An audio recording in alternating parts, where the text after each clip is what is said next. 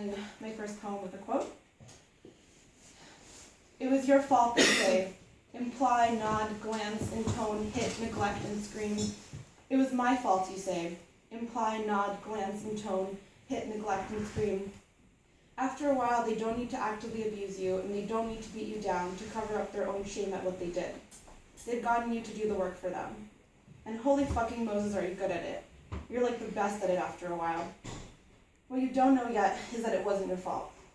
This is by Joseph King from the article, I Have Complex PTSD, It Works Like This. Survivors walk the realm between the earth and spirit worlds, floating spirit pieces, expectation of an already formed identity. But how do you form an identity when every cell is focused on survival? Every word, gesture, moment analyzed for danger. Some days trauma radiates throughout the body, the surprise of capacity to give tenderness, to find so much love in the crevices that every single piece was not taken away. Hands move across bodies, finding the places of the most pain, finding ways to touch that have always been missing, when everything is quiet and pieces of our body are given back to us. You are the pickles waiting to be fermented on the window of my tiny childhood kitchen. You are the I had to leave my mother's house to love you. You are the nothing feels like your breasts in my mouth, the softness I find nowhere except the skin that does not fit inside. Number 3. For this one, trigger warning for blood themes. Is this your last gift to me of the hypochondriac you loved so well? I am only the bloodstains on cotton that you hated. I am only lovely. Number 4. Grandmother in braids, photo sits on the windowsill back in the Soviet. I swim through dreams where all the hair on my body is braided.